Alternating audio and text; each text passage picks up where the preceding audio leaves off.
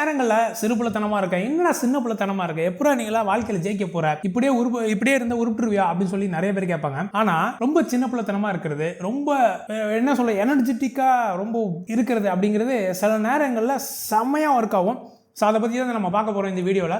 So சிறுபுலத்தனமாக விளையாட்டுத்தனமாக இருந்தாலும் உங்களோட ப்ராடக்டிவிட்டியை daily ப்ராடக்டிவிட்டியை நீங்கள் இன்க்ரீஸ் பண்ணலாம். அதுக்காக சிறுபுலத்தனமாக இருக்குங்கிறதுக்காக மோசமான விஷயங்களை செய்கிறது கிடையாது. உங்களோட நல்ல விஷயங்கள் நீங்கள் செய்யும் போதும் ரொம்ப எனர்ஜெட்டிக்காக சிறுபுலத்தனமாக இருக்கிறது, விளையாட்டுத்தனமாக இருக்கிறது நிறைய நேரங்களில் கை கொடுக்கும். Hi hello I'm Dileep. ஒரு 4-5 இடங்களில் நான் படிச்சிருந்தேன்.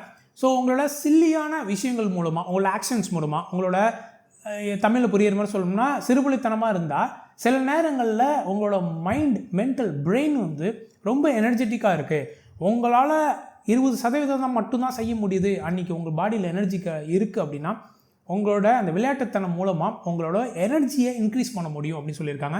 அதுலேருந்து ஒரு சில விஷயங்கள் எப்படி நீங்கள் செய்யலாம், சின்ன சின்ன சில்லியான விஷயத்தை எப்படி பண்ணலாங்கிறத ஒன் பை ஒன்னாக பார்ப்போம். அதில் வந்து பெருசாக பார்க்க போகக்கூடிய ஒரு விஷயம் அப்படின்னா பிளேலிஸ்ட்டை ரன் பண்ணுறதுங்க. நிறைய பேருக்கு மியூசிக் பிடிக்காது. சில முக்கியமாக வேலை செய்ய போகிற நேரத்தில் நான் ஏன் மியூசிக் கேட்கணும் அப்படின்னு சொல்லிட்டு ரொம்ப ப்ரொஃபஷ்னலாக போய் உட்காருவாங்க. ரொம்ப ப்ரொஃபஷ்னலாக இருக்க வேண்டிய இடத்துல இருக்கணும் தான். அந்த நேரங்களில் நம்ம பாட்டு கேட்டுக்கிட்டு பக்கத்துலையோ இல்லை நம்ம வேலை கோவொர்க்கர்ஸையும் நம்ம டிஸ்டர்ப் பண்ணக்கூடாது. பட் நீங்கள் ஒரு ஸ்பெசிஃபிக்கான ப்ராஜெக்டில் நீங்கள் ஒர்க் பண்ணுறீங்க, உங்களுக்கான தனிப்பட்ட இடங்களில் இருக்கீங்க அப்படின்னா உங்களோட பிளேலிஸ்ட்டை உங்களுக்கு பிடிக்கக்கூடிய இமிடியேட்டாக அந்த பாட்டு கேட்டால் என்னோடய மற்ற விரல்கள் எல்லாமே அப்படியே வந்து துள்ளும்பா அப்படின்னு சொல்லிட்டு இருக்கக்கூடிய பிளேலிஸ்ட்டை நீங்கள் தட்டி விட்டீங்க அப்படின்னா, ஒரு ஹைப்பான பிளேலிஸ்ட்டை நீங்கள் தட்டி விட்டீங்க அப்படின்னா பாடியில் தன்னால் எனர்ஜி வந்துடும். சில பேர் நம்ம சொல்லுவாங்க, விவேக் சொல்கிற மாதிரி அப்படி இந்த இசையை கேட்டாவே டங் டக்குன்னு அப்படியே உடம்பெல்லாம் துள்ளுது அப்படின்னு சொல்லி, அந்த மாதிரி இருக்கக்கூடிய உங்களுக்கு பிடிக்கக்கூடிய அந்த பிளேலிஸ்ட்டை தட்டி விடுங்க. ஸோ இம்மிடியேட்டாக உங்களோட எனர்ஜி இன்க்ரீஸ் ஆகும். பாட்டெல்லாம் போட்டாச்சுப்பா, அடுத்தது என்ன பண்ணோம்னா டான்ஸாக போடுறது மாதிரி இமிடியேட்டாக ஒரு கவுண்ட் டவுன் போடணும். ஒரு பெரிய விஷயம் நீங்கள் செய்ய போகிறீங்க அப்படின்னா, இப்போவே நான் அந்த யூடியூப் வீடியோ நான் ஸ்டார்ட் பண்ணும்போது ஓகே நெக்ஸ்ட் ஸ்டெப்பு நான் அந்த டான்ஸ் ஆட போகல 1 2 3 4 அப்படின்னு டான்ஸ் ஆடுவாங்கள்ல அந்த மாதிரி சினிமாலலாம். ஸோ அந்த மாதிரி ஒரு கவுண்ட் டவுன் பண்ணி ராக்கெட் வந்து லான்ச் ஆக போகிறதுக்கு முன்னாடி கவுண்ட் டவுன் பண்ணுறது மாதிரி ஒரு கவுண்ட் டவுன் பண்ணிவிட்டு ஒரு கிளாப் பண்ணிவிட்டு நீங்கள் உங்களோட பாடியை எனர்ஜெட்டிக்காக நீங்கள் யூஸ் பண்ணும்போது நீங்கள் என்ன வேலை செய்கிறீங்களோ அதில் ஃபோக்கஸ் பண்ணுறதுக்கான ஒரு எனர்ஜி தன்னால் பிரெயின்லேயும் பாடியிலையும் டெவலப் ஆகும். தென் அதே மியூசிக் வரும். மியூசிக்கை வந்து உங்களோட டாஸ்க்கு டைமராக கூட நீங்கள் யூஸ் பண்ணிக்கலாம். இப்போ வந்து இந்த விஷயத்தில் நான் ஒரு 20 நிமிஷம் கவனம் செலுத்தணும் அப்படின்னா ஒரு பாட்டு ஆவரேஜாக 5 நிமிஷம்னு வச்சுங்களேன். ஒரு 4 பாட்டு ஓடுனாவே உங்களுக்கு வந்து அந்த விஷயம் முடிக்கணும். 4 பாட்டு ஓடுறது வரைக்கும் நான் இந்த விஷயம் செய்வேன். அடுத்தது நான் அடுத்த விஷயத்துக்கு நான் செய்யப்படுறேன். ஏதோ ஒரு விஷயத்தை நீங்கள் கவனமாக அதில் வந்து வச்சு ஒரு சின்னதாக ஒரு பில்ட் பண்ணுறதா இருக்கட்டும், இல்லை ஒரு விஷயத்தை உருவாக்குறதா இருக்கட்டும், எழுதுறதா இருக்கட்டும், அந்த மாதிரி இருக்கும்போது அந்த 4 மியூசிக் ட்ராக் முடிஞ்சதுக்கப்புறம் நான் அடுத்த விஷயத்துக்கு போவேன். ஸோ அந்த 4 மியூசிக் ட்ராக்குங்கிறது உங்களுக்கு ஒரு டைமர் மாதிரி, நீங்கள் டாஸ்க்கு டைமர் மாதிரி கூட யூஸ் பண்ணிக்கலாம். இது சில இடங்களில் யூஸ் ஆகும், நிறைய இடங்களில் யூஸ் பண்ண முடியாதுன்னு வச்சுங்களேன். நீங்கள் கவனமாக ஒரு விஷயத்தை எழுதும்போது அந்த மியூசிக்கை வந்து லிரிக்கல் மியூசிக்கு நீங்கள் வந்து கேட்க முடியாது, அது பாட்டு பாட ஆரம்பிச்சிடுவீங்க. அப்போ வந்து என்ன பண்ணலாம், பேக்ரவுண்ட் மியூசிக் அந்த ஃபோக்கஸ்டு மியூசிக்கை நீங்கள் யூஸ் பண்ணலாம்.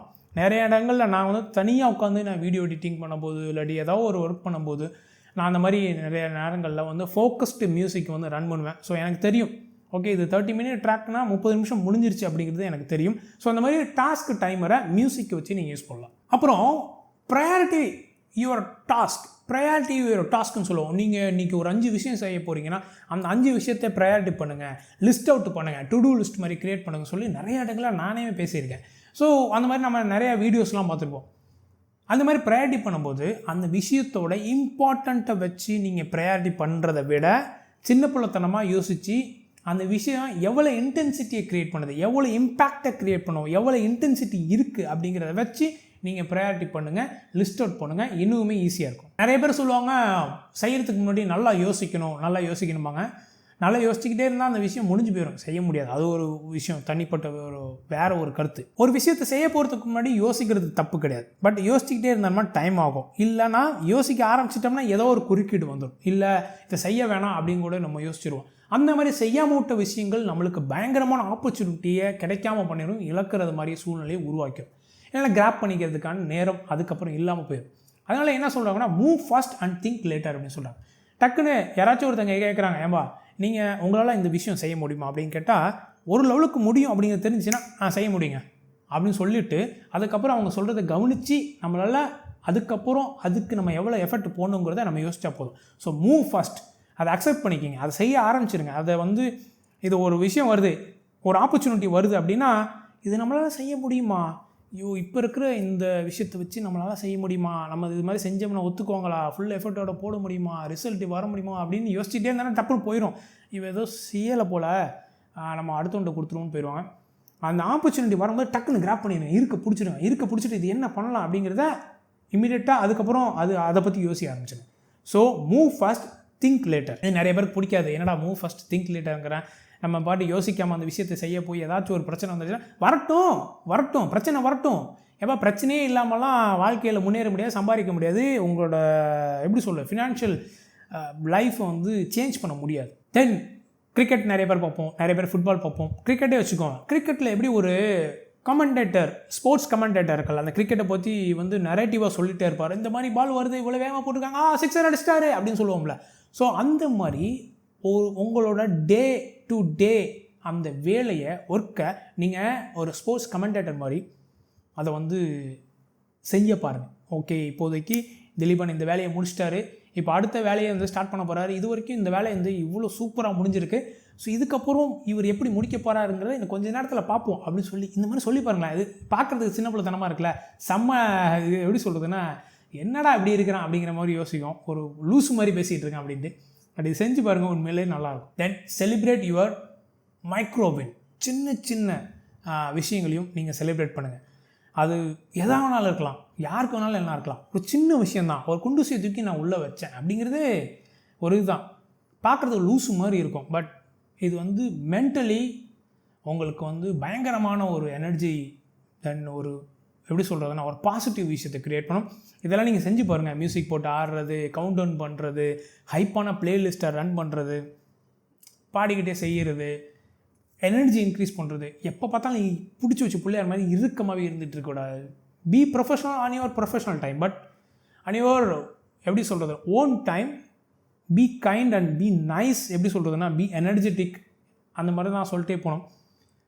எப்போதுமே ஒரு மாதிரி இறுக்கமாகவே ஸ்ட்ரெஸ்டாகவே இருந்தீங்கன்னா உங்களால் புது விஷயங்களை உருவாக்க முடியாது, க்ரியேட்டிவாக யோசிக்க முடியாது.